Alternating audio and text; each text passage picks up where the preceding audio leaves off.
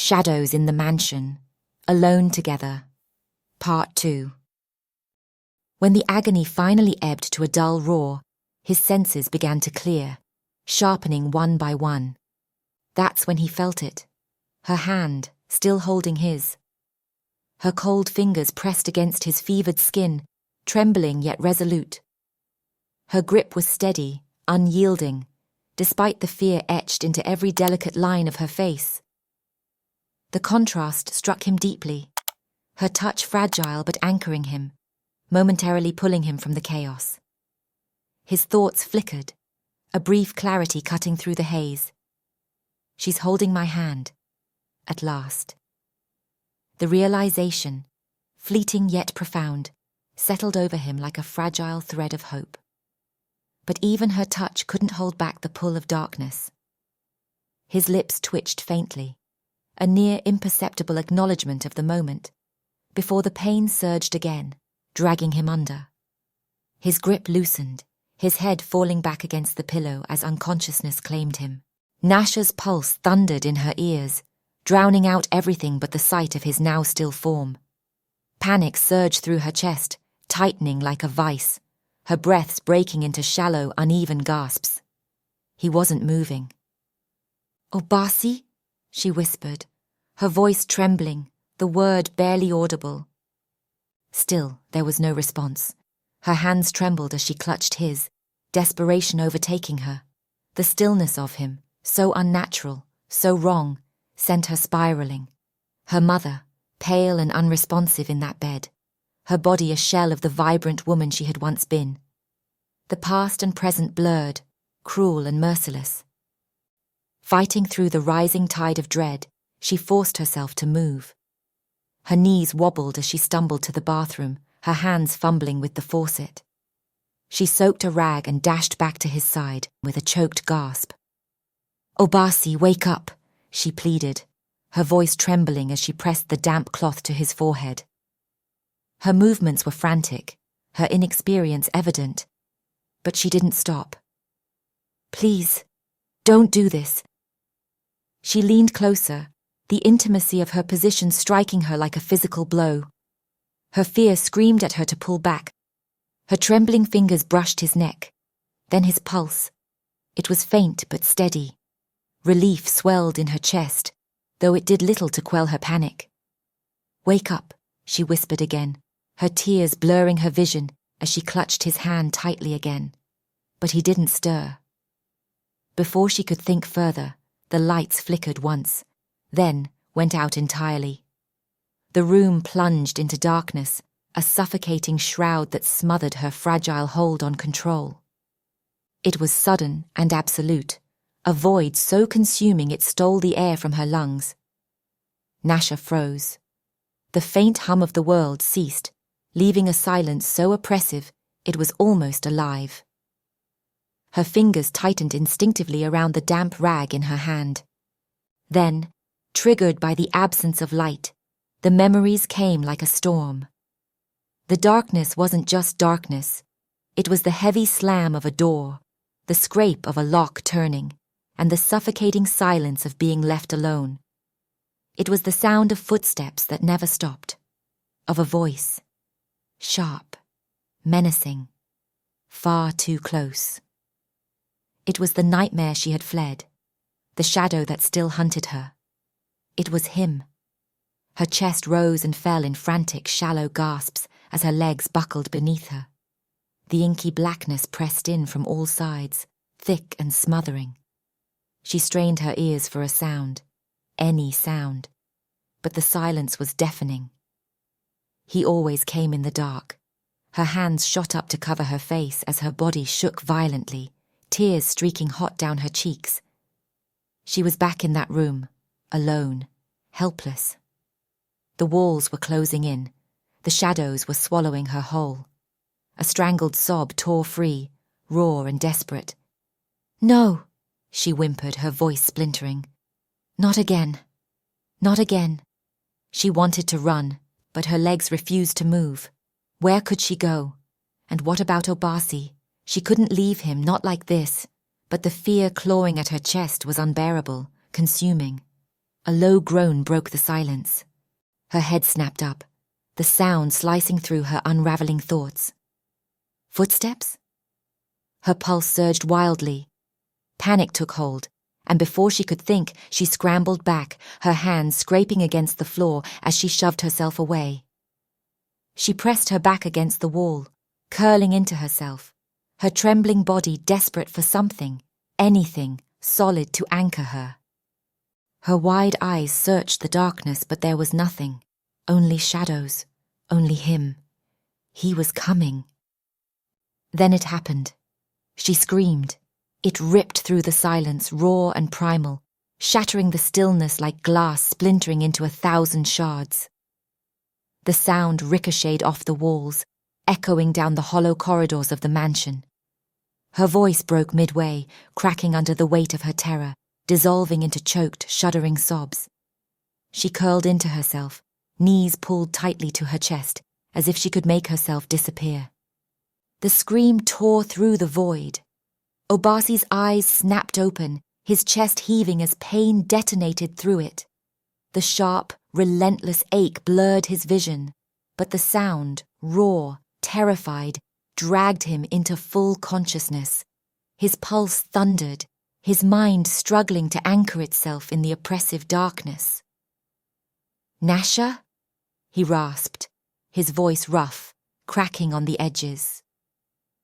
Slowly he turned his head, the motion igniting fresh waves of agony that threatened to swallow him whole. The room was cloaked in shadow, disorienting and suffocating, but he could hear her. Ragged, uneven breaths, muffled sobs, and the faint rustle of movement from the corner. "Nasha," he called again, softer now, his voice laced with strained gentleness. The fire in his chest clawed at him, but he forced it down. "It's all right. I'm here."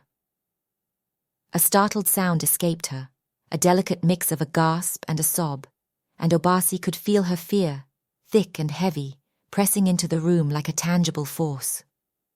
Obasi clenched his jaw, forcing his battered body into motion. The sheets clung to his damp skin as he pushed himself upright, every movement slow and deliberate, as though the world itself resisted him. Fire lanced through his chest, unrelenting and sharp, but he bit down on the groan, threatening to tear free. "Nasha," he said again, his voice firmer now, though the effort cost him. The strain threaded through his words, but his tone held a steadiness he didn't feel. "It's okay. I'm here." The sounds of her sobs didn't abate.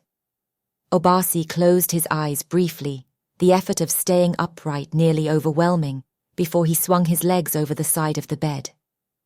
His bare feet hit the cold floor, anchoring him as he braced against the nightstand. He couldn't see her, but her presence was undeniable, a small, trembling figure somewhere in the oppressive dark. "You're safe," he murmured, the words quiet, steady, spoken as much for her as for himself. "I won't let anything happen to you." He forced himself to move. The mansion he knew so well had turned into a labyrinth, the darkness swallowing familiar landmarks. His hand groped blindly, fingers brushing against the nightstand, then trailing the wall as he staggered forward. A sharp collision, a draw edge against his knuckles, brought a soft hiss through his teeth, the sound quickly lost in the dense silence. Candles. Where had he stored the candles? The thought tugged at him, distant and foggy.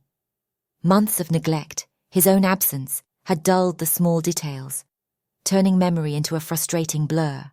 "Nasha," he tried again, his voice softer now, almost pleading. "Just keep breathing. I'm finding the light." Her breaths came in shallow, uneven bursts, frantic but silent. She didn't respond. His hands fumbled through the drawer, grazing over smooth wax. Relief flared in his chest as his fingers curled around the candle, but it was fleeting. Matches. He needed matches.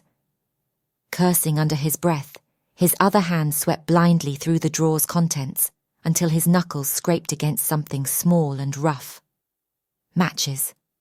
He struck one. The hiss echoed sharply in the quiet, the sudden flare of light blinding against the thick darkness. Obasi blinked hard, his breath catching as the small flame flickered, its glow fragile but defiant.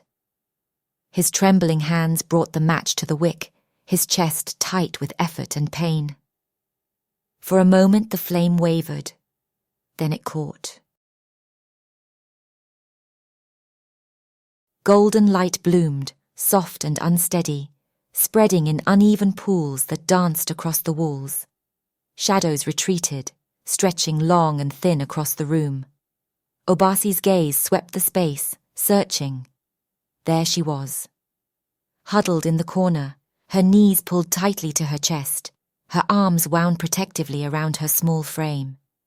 The tears glistened on her cheeks, her wide, glassy eyes locked on the candle, as if it were the only thing tethering her to reality. Her body trembled, racked with a fear so consuming it seemed as though it might shatter her. Obasi's heart tightened at the sight. She looked so small, oh God, so small. Her vulnerability cut through him, sharper than any physical pain. With deliberate care, he placed the candle on the floor, its soft glow spilling warmth across her tear-streaked face. "Nasha," he said gently, his voice low and steady. Her gaze snapped to him, wide and unblinking, like a startled animal frozen in the light. For a moment, she didn't move, didn't even breathe, as though questioning if he was real. Before he could stop himself, he took a step toward her. Obasi moved with agonizing slowness, each step sending jagged bolts of pain through his chest. His breath came in shallow, deliberate gasps, his body trembling with the effort. But he didn't stop. His gaze stayed locked on Nasha. When he reached her, he lowered himself to his knees, the hardwood creaking faintly beneath him. The strain on his wound was excruciating, his vision wavering for a moment, but he pushed it aside. Her wide, tear-filled eyes met his, shimmering with a fear so raw it seemed to saturate the air. "Nasha," he said softly, his voice steady despite the fire searing through his body. "It's just me." She flinched as his hand reached out, but he didn't pull away. His fingers brushed lightly against her arm, tentative and unthreatening. Her skin was cold beneath his touch, her body stiff and unyielding. He could feel the tension radiating off her, the war raging inside her. Fear screamed for her to run, but something quieter held her still. He shifted closer, his hand curling gently around her arm. "You're safe," he murmured, his deep voice a calming rumble. "I've got you." Her lips parted as though to speak, but no words came. Instead, a shaky breath escaped her, her eyes darting between his face and the flickering candle on the floor. When she didn't resist, Obasi slid his arm beneath her knees, the other supporting her back. His muscles screamed in protest, his wound pulling sharply as he lifted her into his arms. But the pain was irrelevant. She was so light. It was as if she might disappear if he let go. Obasi sank back against the wall, his breath hitching as the movement sent another wave of agony searing through his chest. He adjusted her carefully in his arms, cradling her as he settled into the corner where she had been. The hard surface of the wall pressed against his back, steadying him as his focus narrowed entirely on her. "Shh," he soothed. "It's all right. I'm here." Her hands pressed weakly against his chest, a trembling, instinctive resistance, as though she feared reprisal. "No," she whispered, her voice breaking. I can't." She pushed against him again, but her effort was futile against his steady strength. He held her firm but gentle, his touch deliberate, careful, cradling her as though she might shatter. How could a man this solid, this unyielding, be so tender? It was alien, incomprehensible. No man had ever held her like this, strength without threat, power without harm. The realization sent a wave of unfamiliar emotion coursing through her, too tangled to name. What was this? She didn't trust him. She couldn't. And yet, here in his arms, there was a strange, reluctant sense of safety, a fragile comfort that defied everything she had ever known. The thought struck her sharply as the memory of his touch surfaced. The night before, when his hand had stroked her neck, feather-light and disarming. It had been impossibly gentle, leaving her shaken and unsure. She had never known a man to touch like that. Now, his presence surrounded her, quiet yet certain, holding her together even as she trembled apart. His hands rested lightly along her back, anchoring her without confining her. It defied reason. His quiet strength softened the chaos within her, coaxing stillness with no more than a touch. Slowly, her resistance ebbed, unraveling thread by thread. The trembling that had racked her frame began to subside, her breaths growing steadier as she let herself sink into him. His warmth seeped through her, chasing away the cold that had clung to her like a second skin for what felt like an eternity.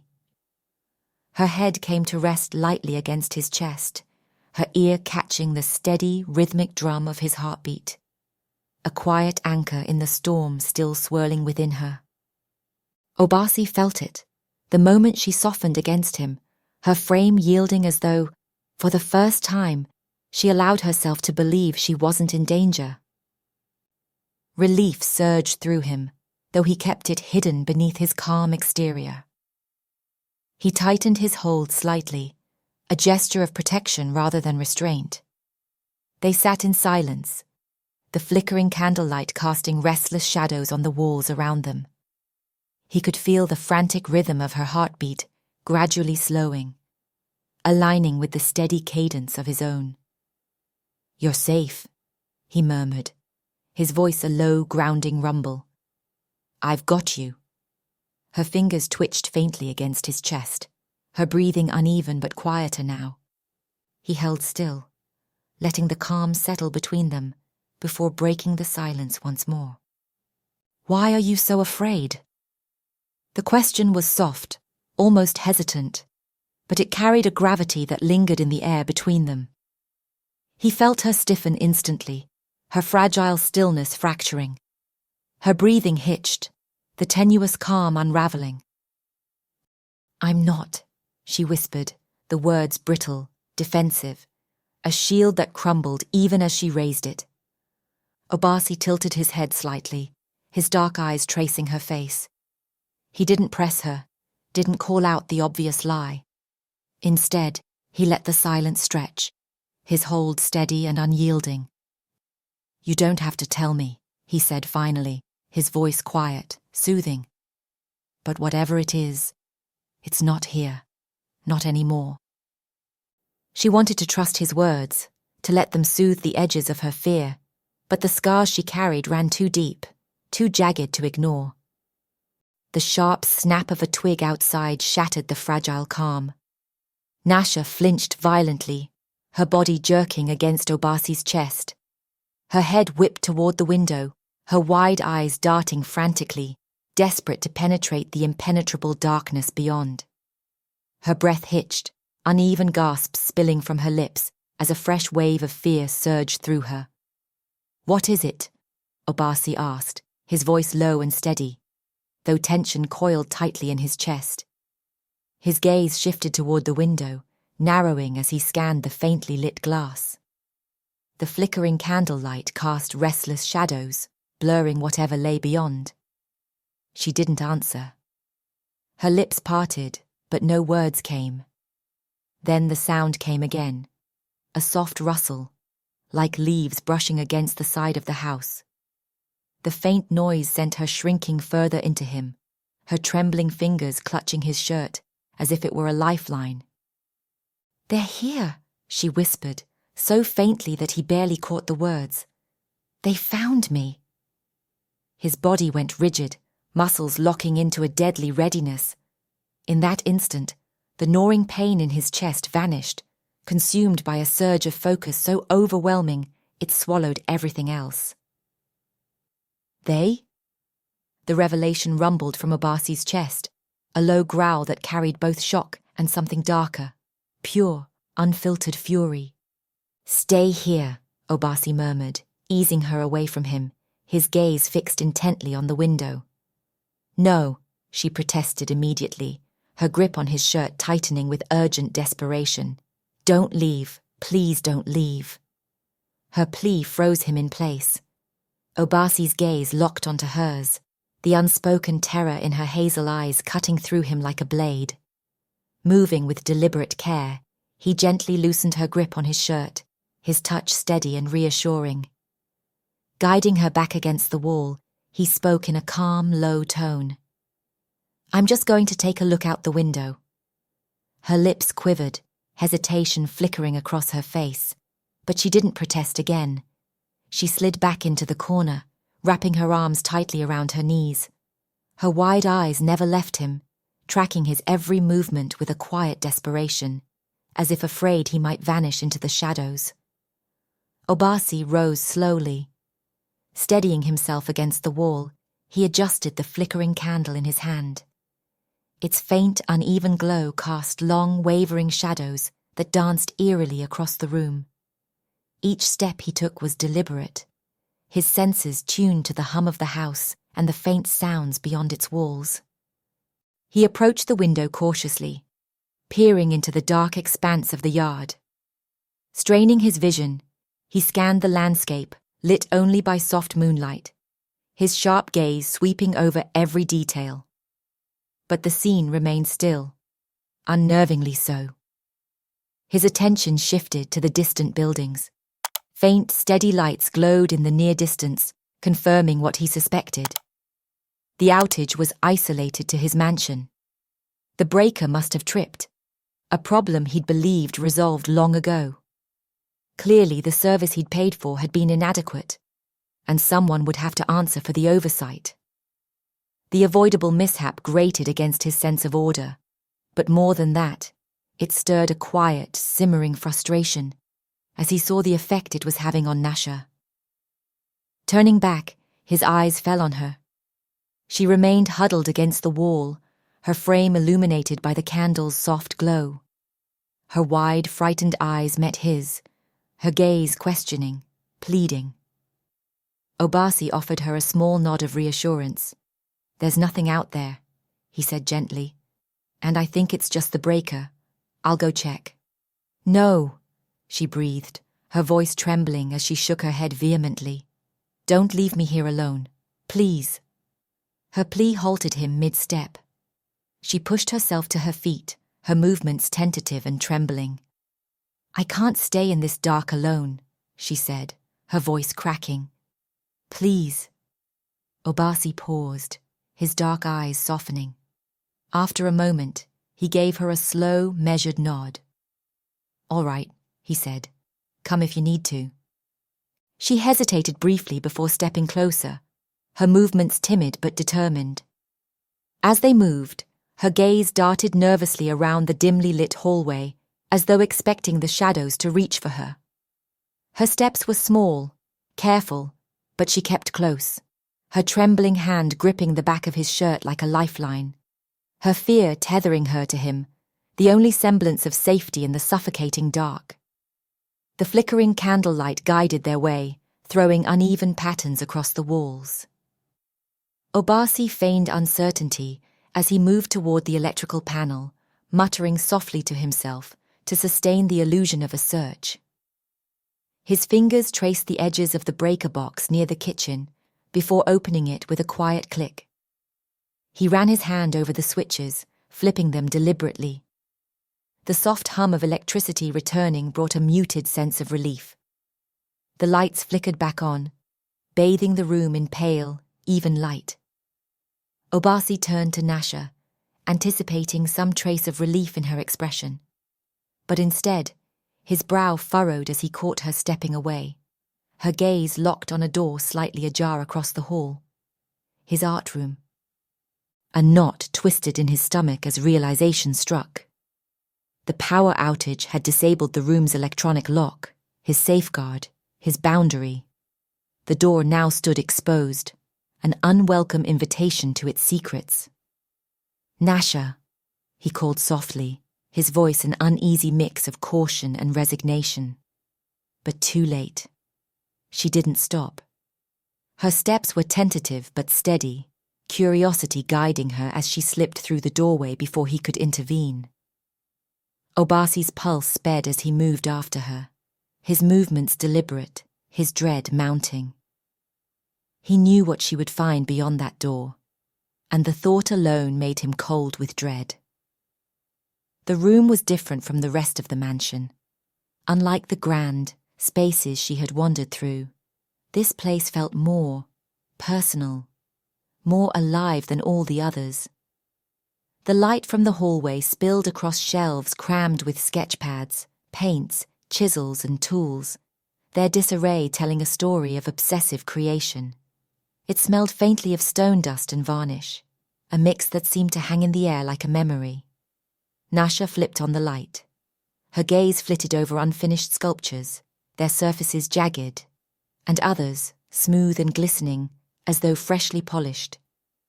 Each piece seemed to hum with emotion, as though the stone itself had been infused with life. Her eyes settled on a sculpture near the center of the room. It was tall, towering over her like a sentinel, its presence commanding.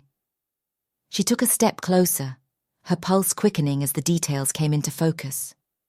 The figure was human, but its proportions were surreal, elegant, elongated, yet fractured. A jagged crack ran through its torso, slicing it almost in two, the edges smoothed and polished as though the artist had tried to mend the break. The figure's hands were outstretched, palms open, and its head was tilted downward, exuding an air of profound sadness. Nasha froze, her hand instinctively coming to rest on her chest as she stared at the piece. There was something about it, something that spoke to her in a language she couldn't name. The flaw in its form wasn't hidden. It was part of the art, woven into the very essence of the figure. It wore its pain openly, unashamed, yet unbearably vulnerable. She stepped closer, her fingers hovering just shy of its surface. "It's broken," she murmured, her voice soft, almost reverent. "But it's still standing." Behind her, Obasi lingered in the doorway, his chest tight. He had hoped to hastily remove her from the room, but the sight of her standing before his most personal work rooted him in place. Her words, whispered so quietly he almost missed them, sent shock through him. Nasha tilted her head, her hazel eyes tracing the faint, deliberate line of the fracture. "It's like..." Her voice caught, and she swallowed hard before continuing. "It's like the artist tried to hide the flaw, but it's still there. It's always there." She blinked rapidly, tears spilling over despite her efforts to hold them back. "It's not just broken. It's tired." Her hand finally reached out, trembling as her fingers brushed the cool stone. It was as though she could feel the weight of the figure's sorrow, the story it carried within its fractured form. She pulled her hand back quickly, as though burned. "It's as if..." She hesitated, her voice breaking. "It doesn't want anyone to see how much it's hurting. But you can see it anyway." Obasi's breath caught in his throat. No one had ever spoken of his work with such clarity, such piercing understanding. He had poured every ounce of himself into that piece, its cracks and breaks a reflection of his own pain, his own struggle to stand, while everything within him threatened to collapse. Yet here she was, reading it as though it were written in her native tongue. Her tears fell freely now, and she stepped back, her shoulders shaking. "I'm sorry," she whispered, though whether to him, to the sculpture, or to herself, even she couldn't say. She turned abruptly, brushing past him as she fled the room, her soft footfalls retreating down the hall. Obasi remained where he stood, frozen in time, his hand gripping the doorframe. His gaze lingered on the sculpture, its broken form illuminated by the stark light overhead. "She saw it," he murmured to himself, his voice barely audible. His throat tightened, his chest constricting with an ache that felt too large to contain. Nasha had seen it. Not just the piece, but the pain, the truth within it. She had seen him. Once Obasi steadied himself, he made his way to the living room, his body protesting movement only slightly now. He found Nasha sitting on the sofa, her posture rigid, her gaze fixed somewhere distant. Her expression was a mix of thoughtfulness and hesitation, as though her mind was caught in an endless loop of spiraling thoughts. At the sound of his approach, her head snapped up and their eyes met. For the first time, there was no fear in her gaze. Her wide hazel eyes searched his face, filled with contemplation rather than apprehension. Obasi paused at the doorway, observing her carefully, before stepping further into the room. He lowered himself onto the smaller sofa opposite her, his movements slow and measured, mindful of the slight lingering ache in his chest. She didn't flinch, didn't retreat. Instead, she remained still, her hands resting lightly on her lap. That she hadn't sprinted away felt monumental, not at all lost on him. He didn't speak immediately. He let the silence linger, reflecting on her reaction to his work. She had seen his heart, laid bare in the fractures and curves of his sculpture, and read it as though it were an open book. The thought stirred something deep within him, a mix of awe and unease. This girl was so much more than she appeared, her depth far exceeding her cautious, guarded exterior. His stomach growled suddenly, breaking the quiet. The sound was loud enough to jolt them both from their respective thoughts. Nasha blinked, startled, and then her lips parted, a flicker of something, embarrassment or guilt, crossing her face. "I'm so sorry," she said quickly, her voice soft but rushed. "I'm terrible at all of this. I haven't even fed you, and I've been acting so badly. I'm sorry. Are you in pain? I'm sorry for pushing you earlier. Please, let me make you something to eat." Before he could answer, she was on her feet, her frame moving with hurried purpose toward the kitchen. Obasi watched her, in silence as she went. He remained where he was, processing the sudden shift in her demeanor, the dramatic difference in her behavior. This was a woman who had trembled at his presence just minutes ago, now offering to care for him with a sincerity that caught him off guard. In the kitchen, she moved quickly but not smoothly. Obasi could hear the faint clatter of utensils and the soft scrape of drawers being opened and closed. She hesitated often, as though searching for something she didn't know the location of, unwittingly revealing her unfamiliarity with the mansion. Then came the sharp sizzle of meat hitting a heated pan, followed moments later by the warm, savory aroma of chicken wafting through the air. It smelled fantastic, stirring his appetite in a way he hadn't expected. He leaned back, his lips quirking faintly. Minutes later, she returned, carrying a cup of tea and a neatly arranged chicken sandwich on a plate. She approached him cautiously, her movements deliberate and unhurried, as though careful not to startle him. Obasi didn't move, letting her come to him on her terms. She stopped before him and offered the plate with both hands. "Here," she said softly, placing the plate gently into his hands. He took the sandwich slowly, his fingers brushing the edge of the plate. "Thank you," he said quietly, his deep voice steady, but laced with genuine appreciation.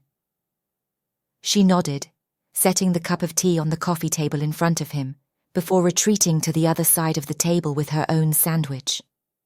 Her hands trembled faintly as she picked it up, but her movements grew steadier with each bite. Obasi lifted the sandwich to his lips and took a slow bite. The taste surprised him. It was far better than he had expected.